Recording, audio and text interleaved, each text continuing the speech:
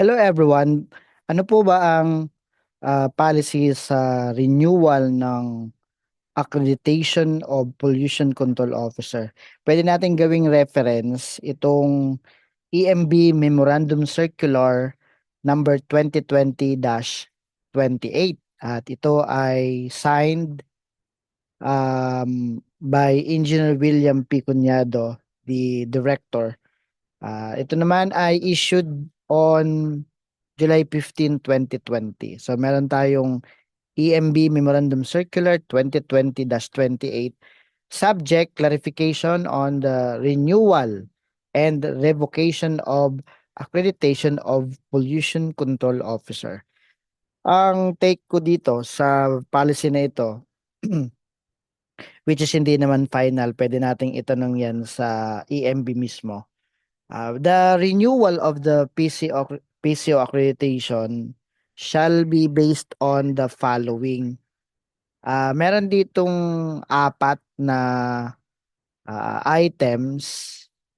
Number one, the PCO must be able to prove the following. At meron itong sinasabi na kailangan meron tayong compliances, kung ito man ay permits, reports, at doon sa binibigay natin na information sa EMB, satisfactory compliance. Mayroong isang violation sa limang batas, makakaapekto na yan sa ating renewal. Now, sa mga performing na PCO, kapag magre-renew ng accreditation, if he or she must be able to prove the compliance of the company to major environmental laws. Kung merong proof, permits, reports, results, pwedeng mabigyan ng award. Ito nga yung tinatawag natin na certificate of recognition. Certificate of recognition sa PCO at the same time managing head. And then sa company mismo or sa establishment, certificate of compliance.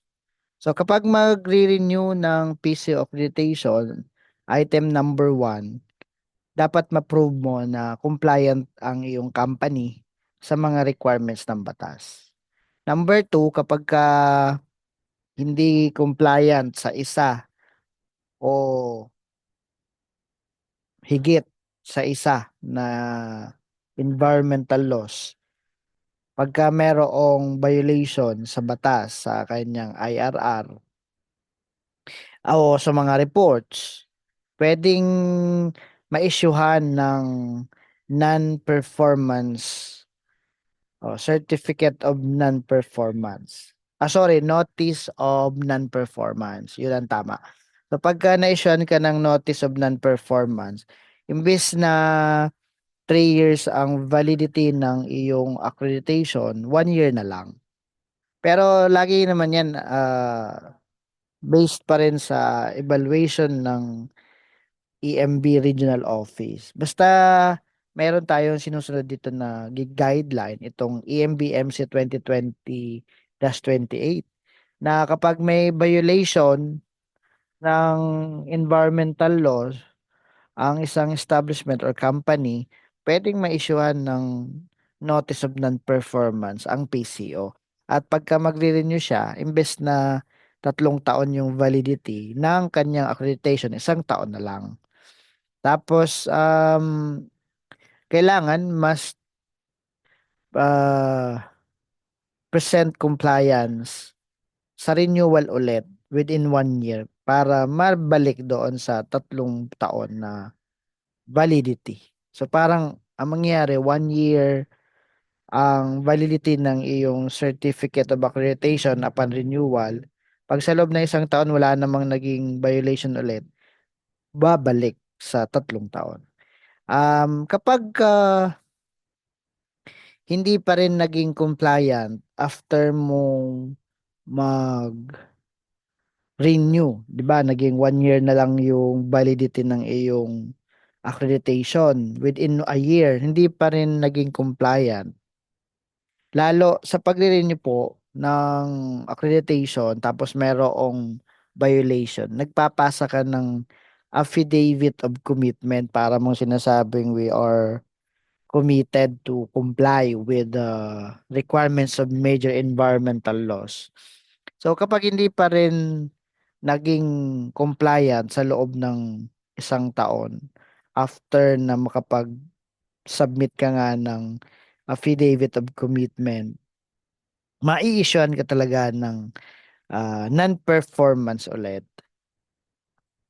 Palagi mong iisipin na kapag mayroong violation sa requirements ng environmental laws, kalakip ang possibility na ma-issuean ka ng notice of non-performance.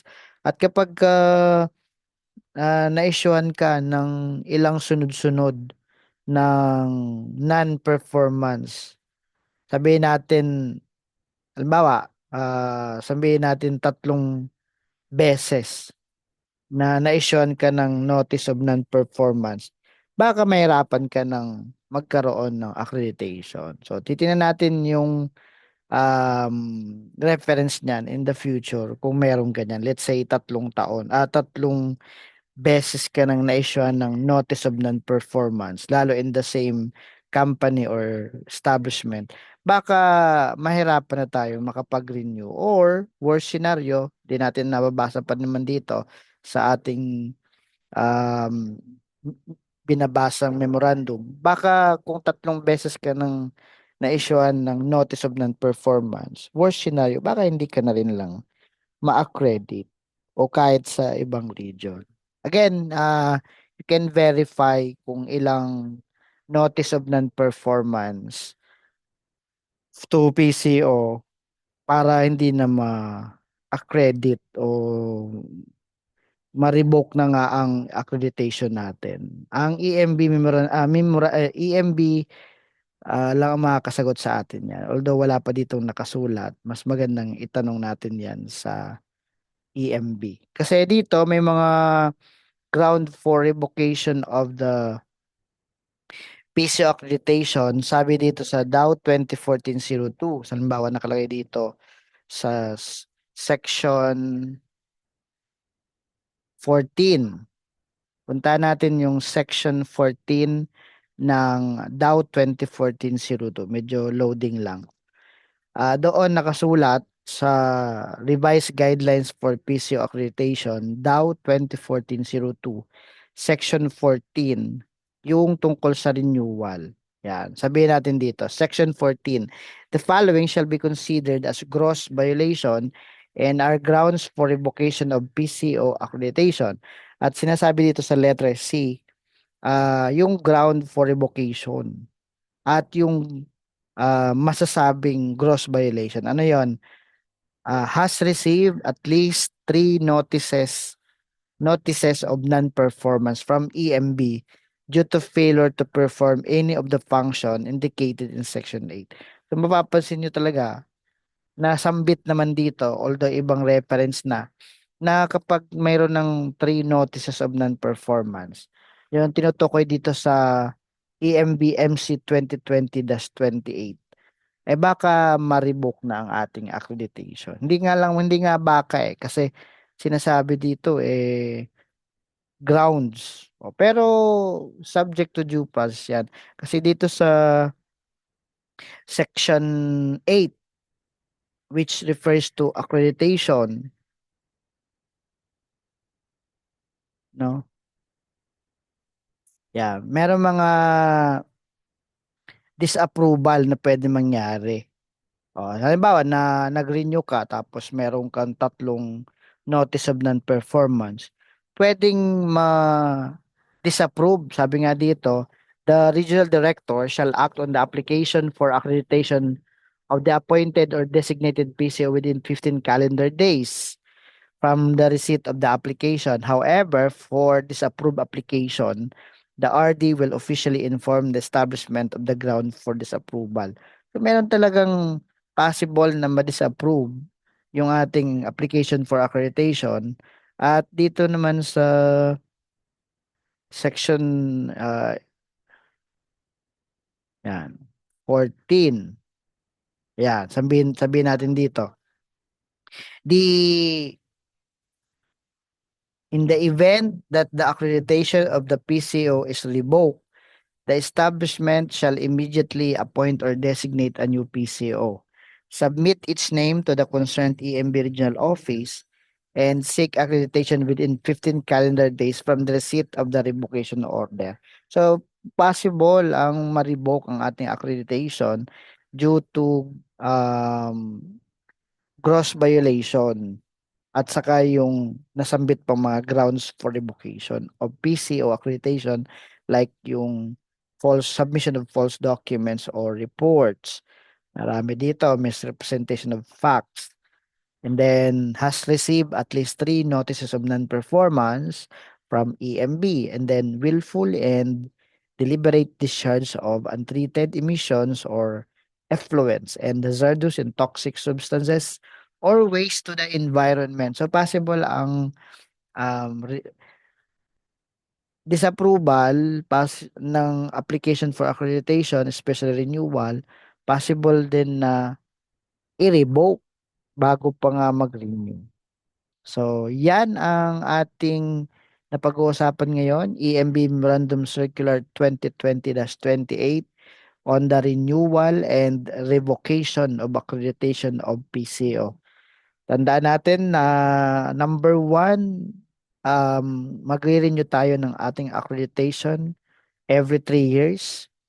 And then number two, subject to evaluation ang ating application for renewal. And the renewal of our accreditation will be based on EMB MC 2020-28. Yan, kaya napaka-importante nitong policy na ito. And then number three, may chance ng revocation ng ating accreditation, may chance ng disapproval. At yung sinasabi dito na kapag may violation tayo sa isa man na batas, pwedeng ma-reduce yung year of validity imbes na 3 taon, 1 taon. Pero let's think of this pinaka-final interpretation natin.